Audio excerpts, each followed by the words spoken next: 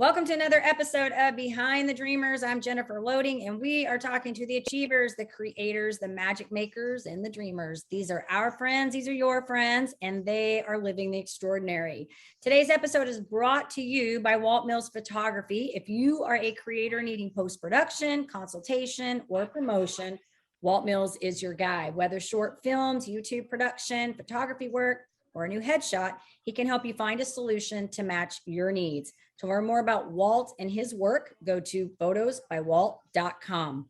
We also want to give a shout out to our friends Chris Clow over at Upbeat Media Productions. If you're in need of turnkey special event production, Clow is your go-to. You can learn more about him and his work at upbeatmediapro.com. All right, we're super excited to welcome our guest to the show today, Raquel Silva. I'm so excited to have her here. She is the owner of Sweet Joy Bites. Raquel was born in Brazil and moved to Texas at the age of 2. Born one of 7 children, she was raised hearing, whatever you do, do it well. She says it's no surprise we've all grown to be driven and devoted to working hard and doing a job well done. In December of this past year, after having worked in corporate, Raquel said she decided to leave the airline industry where she had worked as an executive liaison and build her business from the ground up. Raquel's vision for Sweet Joy Bites is to create a gourmet product that honors her roots, but also uses flavors and trends that the American palate would be excited to try. Raquel blends the traditional process of making Brazilian truffles and adds them with well-known ingredients to the American palate to develop exciting and trendy flavor profiles for each truffle. Welcome to the show, Raquel. Super excited to have you here today. Oh, yes. Thank you. My pleasure to be here. Thank you for having me. Don't you like that intro? Yes. I think it's always fun to hear yourself when somebody kind of reads it back to you, because you think, wow, that's a pretty cool person, right? We used to joke that when my co-host was on here, that was my favorite part of the whole podcast is reading the bios. And I'm like, hey, if you need any like MC to introduce you anywhere, I'm your person for that. Hey. So anyways, all right, well, let's get this thing kicked off. I want to talk about what you do here. So tell us a little bit about this company that you have started, who you're serving, and what you're up to. Oh my goodness. Yes, it's been quite a journey. We're super excited to where we are, where we're going. So happy to share. So we are Sweet Joy Bites. We specialize in gourmet chocolate truffles. And our vision is to be able to provide a gourmet product for pretty much anything and anyone. From your online customers, we are, available there just if you're craving something sweet, for any gifts or birthday parties, weddings. I mean, pretty much we do it all. And then we have, of course, the corporate side where we work with corporations for employee appreciation, client appreciation, corporate events, parties, end of year celebrations. I mean, you name it. So yeah, we do quite a bit, and we have a lot of new things that we are up to that are exciting, that are coming up. So yeah, everything's looking pretty great given that we're just starting off our business. And so yeah, definitely exciting. This is awesome. And so I do want to say, to the audience, because I did get some of these amazing truffles. They are good. They are good. I will say that I've tried, I think the box, Raquel, that you gave me, I think I've tried every one out of there. So good. Divine. They're dangerous. Right now, the cheesecake one I'm loving a lot. That one's really good. It's definitely a favorite. Yeah, for sure. That one's really good. I'm trying to think. I liked the, I can't remember the flavor. Is it a lemon that you gave me? A lemon? Yes, we had the white chocolate lime, I think. Maybe that's and it's one of my all-time favorites. I always go back to it. I find myself going back to it quite a bit. It's good. That one's really good. So, and the packaging is divine. Thank you. Packaging. Thank you. Yeah, we definitely took a lot of time to develop the packaging. We pride ourselves in it because we do ship our product nationwide. And so this is available to pretty much anyone out there. We will deliver to you. I mean, right now we are on Amazon, so you can order through there or through our website at sweetjoybites.com. But one of the things is our truffles, they're very they melt in your mouth, so they're fragile. So to be able to develop a packaging that worked and that got the product transported to our customer and intact and beautiful and delicious was a challenge, to say the least. But yeah, definitely very proud of where we are as far as the packaging goes. We try to keep it simple, less is more. Kind of vibe. So very classic. Yeah. So thank you. Yes, we definitely love our product, our packaging, and where it's gotten to so far. Very good. Very good. Okay. So, well, here we're all about the story. So we want to talk about how this came about for you, because I feel like, Ah, our lives, I talk about this all the time, are not mm, linear. They're very, if you go along the journey, you'll find that some people kind of stay the same course of path. They'll kind of do that. But for entrepreneurs, I think we mm, kind of travel down different paths, and we don't yeah. always end up going in the direction where we necessarily set out to be in the beginning, right? Oh my So goodness, no. yeah, so I'm curious to know how this kind of came about for you. Like, what was the vision behind this? How did this start up? Oh my goodness. So, as you know, I am from Brazil. And so I grew up eating these truffles we call brigadeiros, but we'll keep it truffles for short. It's easier on the tongue. And, pretty much anywhere and any gathering, any of life celebrations, we have these truffles, in our day-to-day lives. So I grew up eating them quite a bit. I have a sweet tooth. And so definitely I guess in this case, a blessing or a curse, however you see it.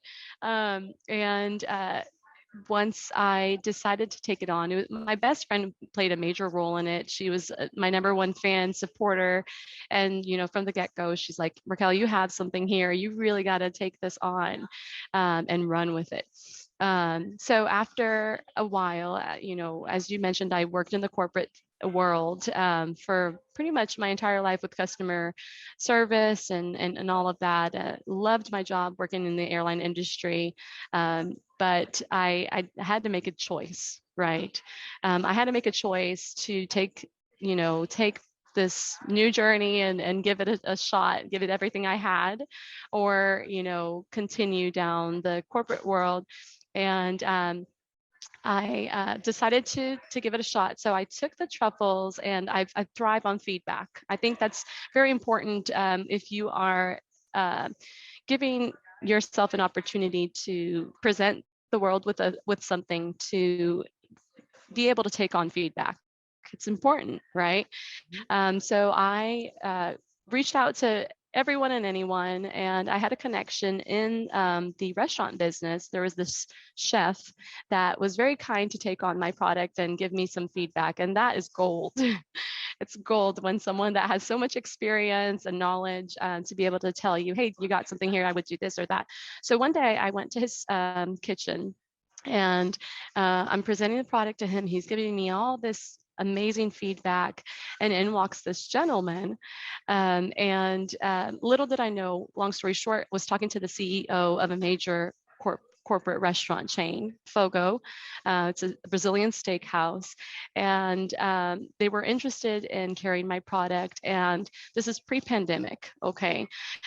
So I decided to give it everything I had, and I got my kitchen, I got my license, I perfected my recipes, I did everything, all the packaging, and went to work with Fogo on this major project. And then the pandemic hit and shut everything down. So you are absolutely right. When it comes to life as an entrepreneur, it's definitely not linear. Your journey has its ups and downs and curves, and life throws your way, and you have to learn how to adapt and work with what you have, and be patient and invest really everything you have into that dream, right? So here we are. Years later, so and we still stuck to it, decided to run with it and wait and use the pandemic to perfect multiple things within the business, right? All the getting online, getting onto Amazon, getting onto Uber Eats and, DoorDash, creating your online profile or with all the different social opportunities that you have, and just really, really perfect multiple different areas within the business with that time that you had, right? 2 years, basically, I had to use the time that we had locked up in our homes to be able to invest in this business elsewhere. And it paid off. It definitely paid off. So here we are years later, and I mean, it's been a great journey thus far. Yeah, I mean, it definitely was, you had to improvise for sure. Um, Talk too much a little bit about No, the it's beginning good. there. Yeah, but definitely, it's something that when you make a decision, there's a lot of things that make you want to give up along the way. You're going to go through a lot of hardships and difficulties, and you're going to hear a lot of no's, and doors might open, doors might close. And I think as an entrepreneur, it really takes a lot of guts to stick to it and really, go through those moments and still not give up on what you have. Um, and then, sooner or later you look back and you're like, that was definitely worth it, right? Look at where we got to today. And if we had just given up with what had gone on from the beginning, we would have gotten nowhere. Yeah. Yeah. No, this is really good. And when you think about it, two things I'll say. I've come across so many businesses that really started right at the time that the pandemic hit. Like we had some girls on one of my other shows, Frankie Ray, amazing, two girls. They do leather, these amazing leather handbags. They're almost like retro bags. They have a title Oh, for it. I wow. don't even know what it is, but they have a name for it. It's almost like they bring these retro bags back up to the future, but Yeah. they're so amazing. And they started right when this hit. And they kind of had the same, really, when they told their story, they had the same attitude that you did. They just sort of said, hey, we decided to do this hit, we went full force. We just decided, hey, we're going to pivot. We got to do what we got to do. And I think that really says something about the integrity and the work ethic, really, and the dedication to the purpose and this passion, whatever this is, because a lot of businesses did shut down and a lot of people had to go different directions, and a lot of people didn't start things. But for many of us, even in, I talk about even in my work, my line of work, I had to pivot because I was doing things very differently in the coaching space. And all of a sudden I had to go in a different direction with that. And it forced me to, when you get pinned against a wall, you say, okay, hey, this is not working. We want to keep things going. Yeah. What do we need to do? So incredible. And I think also the fact that you talk about being in the right place at the right time, because look at that. I mean, wow. How you think about things like that. I don't believe in luck. I think people put themselves in the right places because they do the right things. Right? Oh, absolutely. It's all about, you talked about life's journey, and life throws really great opportunities at you. And yeah, it's about being in the right place at the right time, being prepared, and saying yes to opportunities. A lot of times, I mean, going back to Fogo, when the CEO looked at me and said, tell me about your business, tell me about it, your product, who are you guys, how many people work for you? And I had the opportunity there to be afraid of saying, oh, it's just me, or, oh no, this is really way too big, or, make up 100 different excuses to something. But to be able to say, no, I'm absolutely capable of doing this, and I do want to take this opportunity, and whatever we need to do, we're going to make it happen attitude. And this is not too big for me. And I think a lot of times our mindset, we belittle our capacity, we belittle our reach, or what we're able, or to take on, and then we shut down doors that we had open for ourselves just by fear alone. And so I decided to, from the very beginning, think big and never say no to any opportunity, and always be able, and I'll figure it out along the way. Just give it everything you have. Everything's a learning opportunity. And you are able to do it.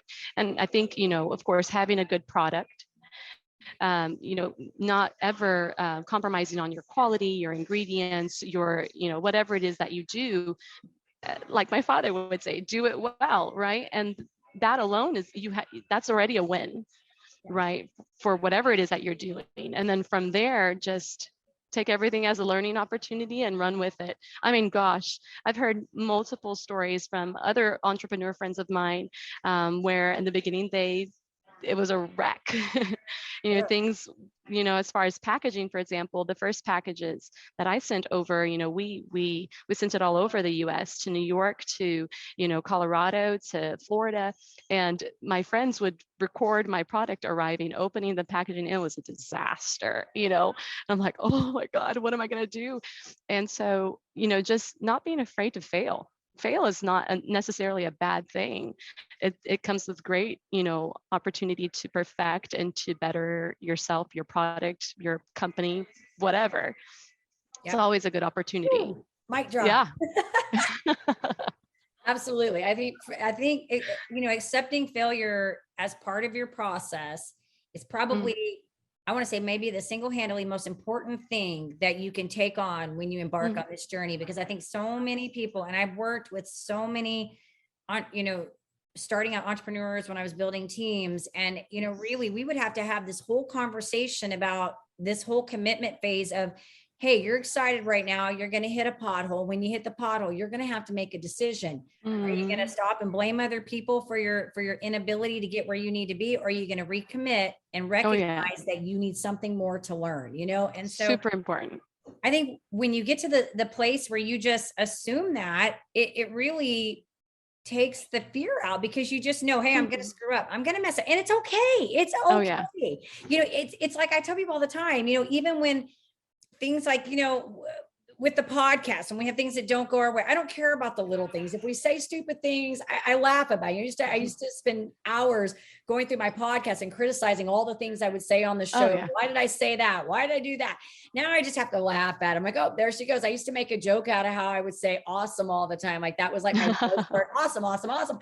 And one day I'm finally like, Jennifer says this so many times, I'm going to make a game out of this. I'm just going to start counting how many times the show, like in an episode, I'm going to say it. The funny thing is I don't really say it very much anymore, because I kind of, it went away. But the point is you just really have to learn to embrace all of that, the good and the bad, be able to laugh at yourself, be open to learning, and just be passionate about what you have to offer, right? Oh my goodness, yes. And I mean, working with customer service my entire life, I learned something with that I really instilled into the business. There's nothing that can't be fixed. There's pretty much it's reviews, people, customers that would be maybe upset at how a product arrived, or whatever. You can always fix it if you have if you're able to listen, take in criticism, fix an error. What can I do to make it right? I mean, honestly, we live in a world it's very doable.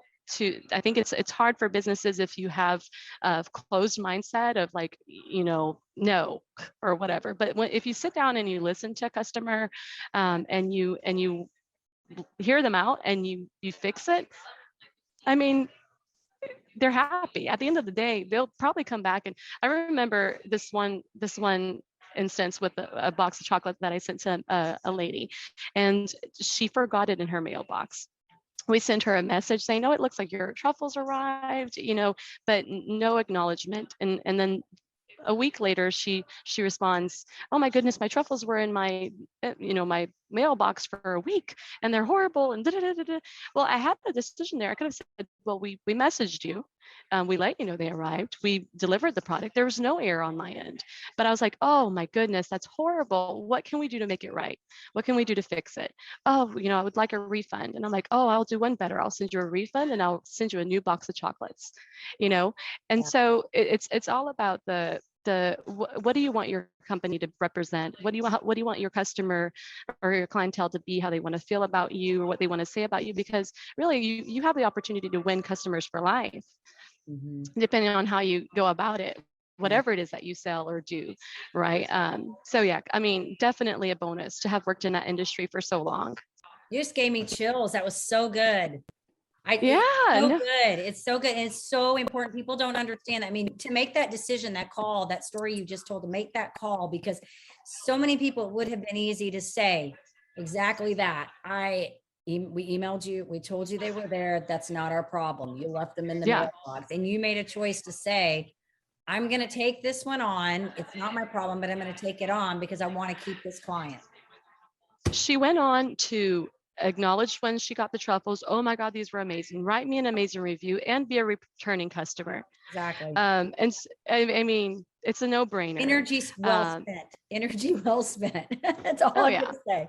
This is and this is such a good and powerful message. You know, like we could go on this part just alone forever. This is such a powerful message because so often I think business people don't get this. And when I'm in this, this is why I spend so much time trying to find the right people to put on this show, the right people in my space, because this is exactly the way I feel and operate when it comes to things like this, because it's invaluable. You can't find this kind of service, and people don't get it. They don't get it. Service makes it. I mean, I am a small business, right? I mean, yes, our reach is expanding. I'm happy. We have big plans to, go nationwide in different ways, and one day have a storefront, do all these different things. We have big plans, but if I am not appreciative of my small beginnings, and if I don't take care of the small clientele that I have as of yet, right now, I mean, what do we have? Maybe 18 reviews online. They're all 5 stars.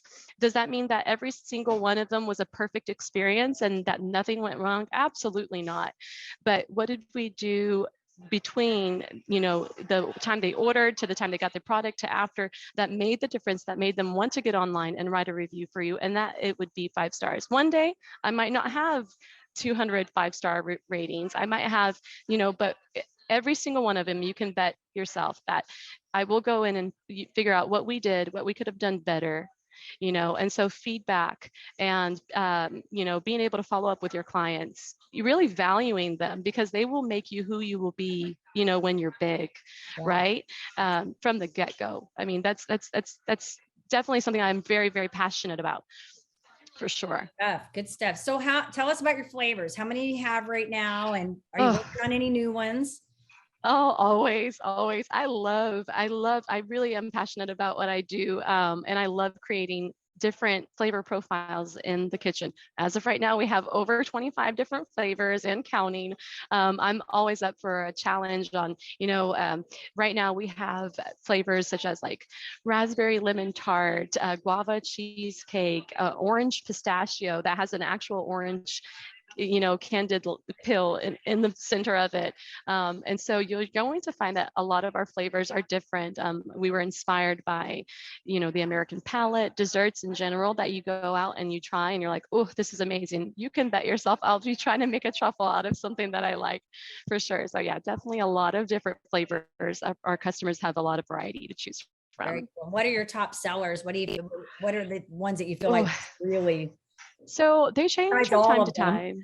Oh, yes. So definitely top seller, guava cheesecake, creme brulee. Our raspberry lemon tart's pretty popular right now. All of our crunches do very well because you have the, the very melt in your mouth center with the crunch of the outer layer. That is always a win. It's hard to choose favorites, but yeah, those are definitely some of our top sellers for sure. Awesome. And the creme brulee is good. Divine. It is good. Yes. Divine. Trust me, I've put on 20 pounds. Yeah. If you're trying to lose weight, this is probably not the best thing, right? Yeah. Definitely no self-control. Yeah, when you got to test your stuff, it's like you got to have control. Like, right? That's how I feel. I still have your box. I'm like still pulling them out of there. I have to have control because I'm like, I don't want to eat the whole box in like one day. They're so good. They're good. But the good thing about them is they're very rich, right? And so one truffle, I mean, definitely.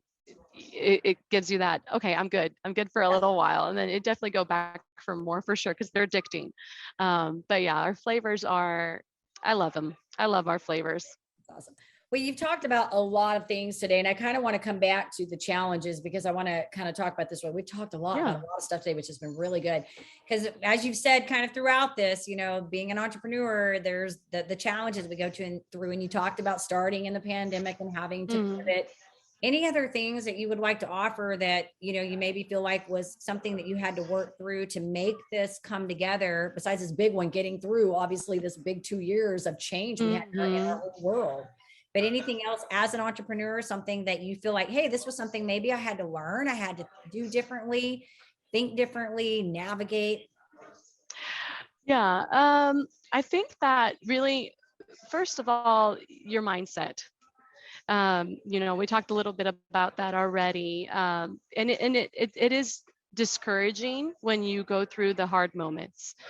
So from the get-go, after I started to being a perfectionist that I am, it's hard because things go and don't always go as planned. You lose control of certain things. You try and try and try, and you fail, multiple times on different, packaging or flavors. I mean, to develop these recipes alone was a challenge, right? And at first, it would be so much pressure on that I put on myself, and being a perfectionist, wanting everything to work the first time, and just getting frustrated. I had to stop, and I had to really be realistic with myself, and really understand what was going on there, what were my goals, and how I was going to approach problems mentally.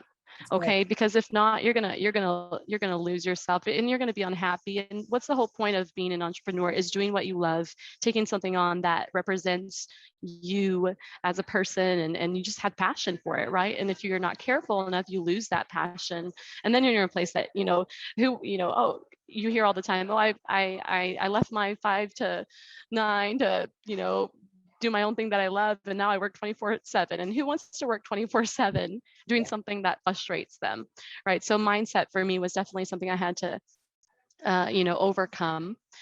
And I think hearing no's, I mean, I've gone to, our product is a white label, and what that is you're able to sell your product to restaurant chains and coffee shops, so that they sell it, right? So it doesn't necessarily have your branding on it when you're selling it as a white label to, these the corporate world. And I mean, I've gone to multiple meetings with people, coffee shop owners or restaurant owners, where they're like, oh, this is a great product, it tastes amazing, but it's just not going to work. I remember one time I literally developed 2 flavors for a coffee shop that they had requested. They loved the flavors. All of a sudden they ghosted. They didn't return, phone calls, they didn't return. And this was after oh, can you create this? Can you create, oh, we love it, it's great. We just need this one more thing. Okay, we're ready to launch. And then all of a sudden ghosted. I mean, to hear those no's, to hear that opportunity close, to not get closure as to why. I mean, it was frustrating. But then what I decided to do is see the value and value my product, see the value in my product. And it's okay if not everybody is going to take on that product. It doesn't mean anything about my product. It just meant it wasn't a good fit for that particular place, or maybe it was out of their price range, or maybe when they're reselling the product. So there's so many different things. And if you try to figure it out, and if you're like, oh, nobody's going to want to take this on because that person said no to me, or whatever. I mean, you see it so many times when you're talking to movie stars or singers, right? I think it was Shakira. I was reading about her before. People would used to make fun of her voice.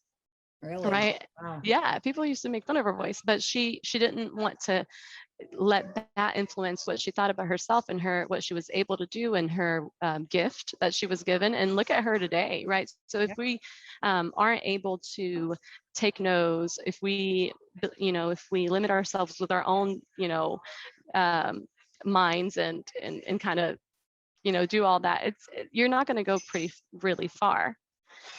You're not going to. So there's, oh my goodness, we can go on about this as well. Right? I mean, yes. There's so many different things. I think you hit the really main thing, is because it all really comes back to the mindset. And I think the difference is that, I always talk about, we have to develop inward, outward, because really how we show up in one area of our life is how we show up in all areas of life. And so we have to develop inwardly in order to run an effective business. And so the mindset is important. And I really think, you can learn all the hacks and the techniques. I was in customer service. I can book, I can close, I can sell, I can do all the market, all those things. But really, when I was in the industry that I was in, I spent 20 21 years in the same industry. And I will tell you, probably 18 of those years, I went through formality of learning all the technical things about it. And when I really started going inward and really working on me as the individual and developing my mindset and learning that this is really no longer about somebody doesn't want your product. It has nothing to do with you. It's just not the right fit.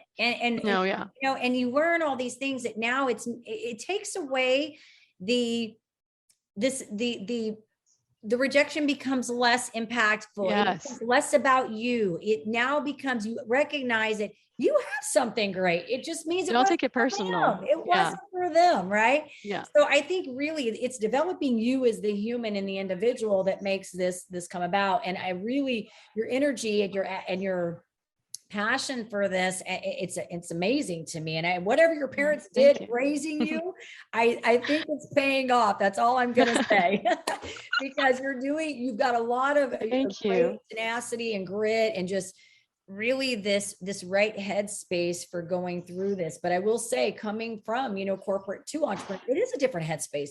I'm not saying you don't have, you don't use your mind at all in that space, but it's different because you're used to someone saying, these are the things you have to do. This is how you have to show up. And all of a sudden it goes to, now I'm responsible for my 8 to You 5. do everything.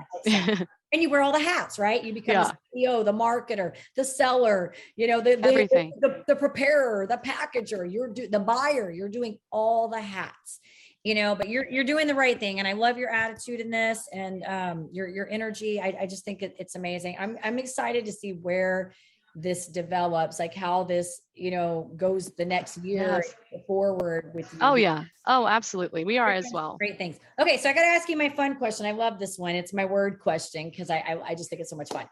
If you were to sum you up in one word, what's your word? One word.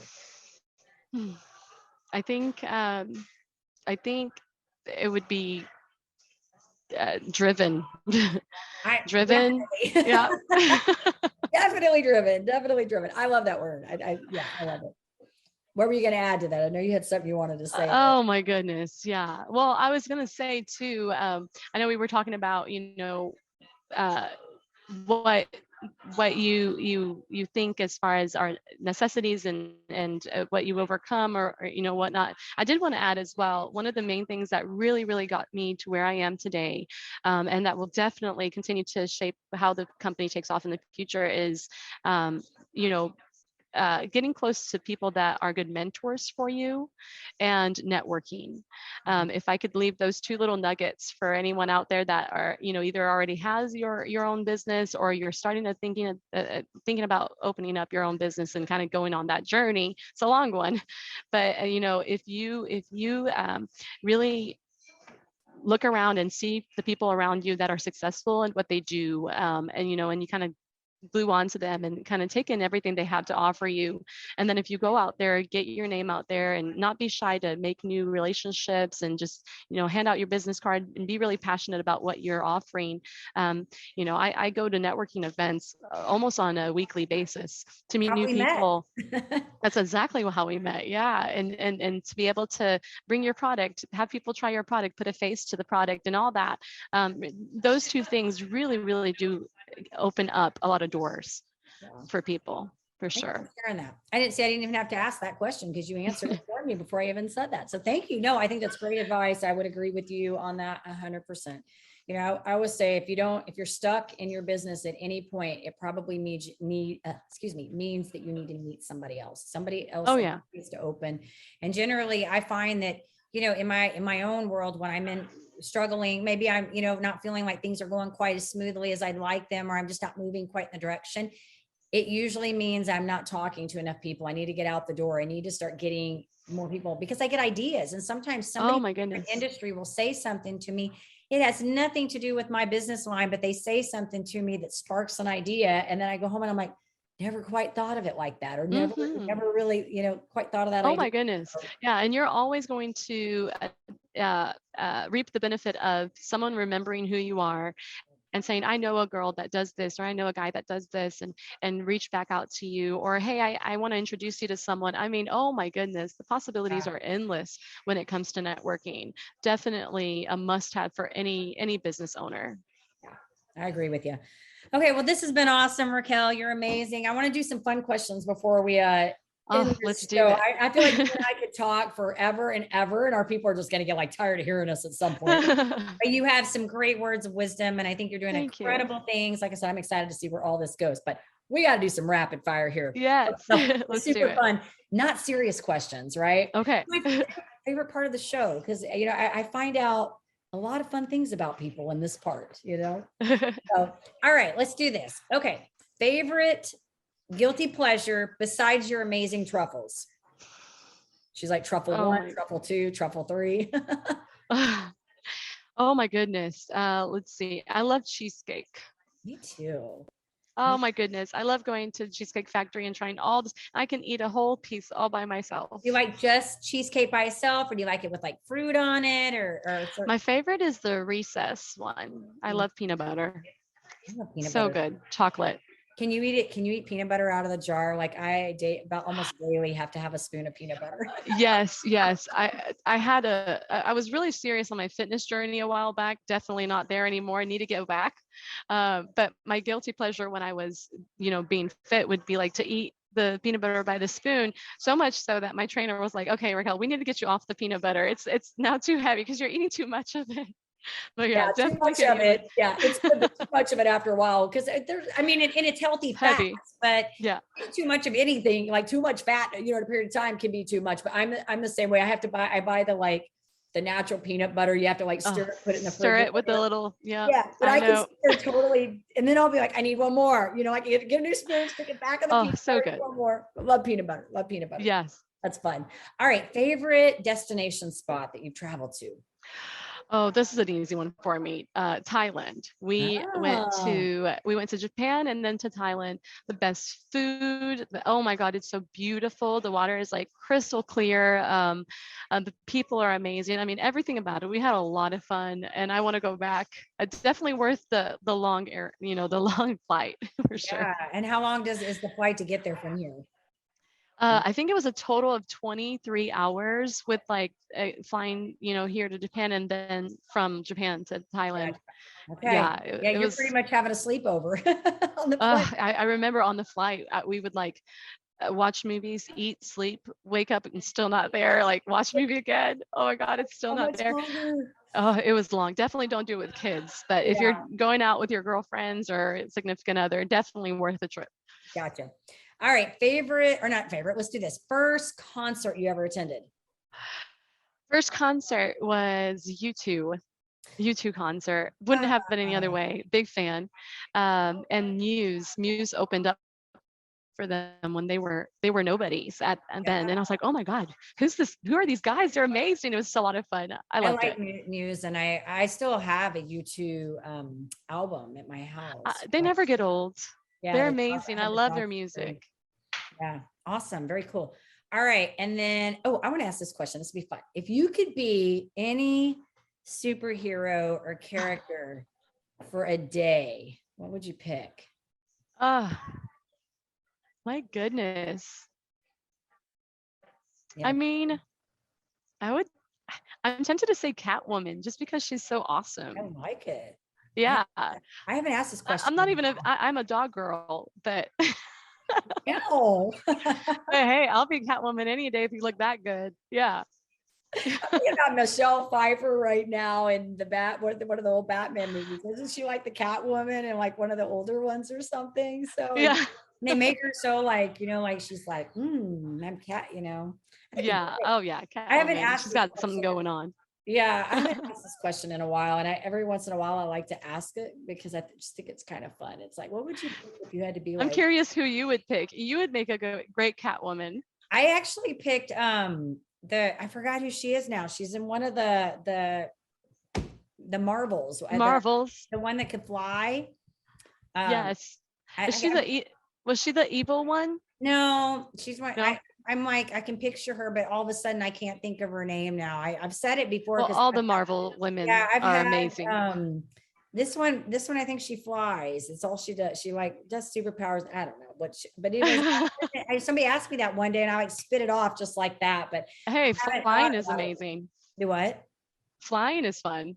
Right? You could just, Yeah. even though I don't really like to fly, but I think it'd be great if you could just like pick yourself off the ground. You don't like the situation, get up off the ground, you know? Go. Well, and then she kind of saves the day. So like, you know, like she's Yeah. stuff. So, but Yeah. Catwoman's great. I think you'd be an amazing Catwoman. Thank you. All right. This has been so much fun. If our audience wanted to learn a little bit more about these divine gourmet truffles and a little bit more about you and the business, all that good stuff, where do we want to send them? Our website, sweetjoybites.com. You can find us pretty much anywhere: Amazon, Uber Eats, DoorDash, Instagram, Facebook, wherever we do it all. So You're everywhere. She can be found. everywhere. We love it. All right. Well, we do want to say to our listeners, of course, if you enjoy our show, please be sure you give us a rating, both on iTunes, Facebook, because we can't do this without you, and hit that subscribe button on the YouTube. And with that, we want to leave you with a final thought. In order to live the extraordinary, you must start, and every start begins with a decision. You guys take care, be safe, and be kind to one another. We will see you next time.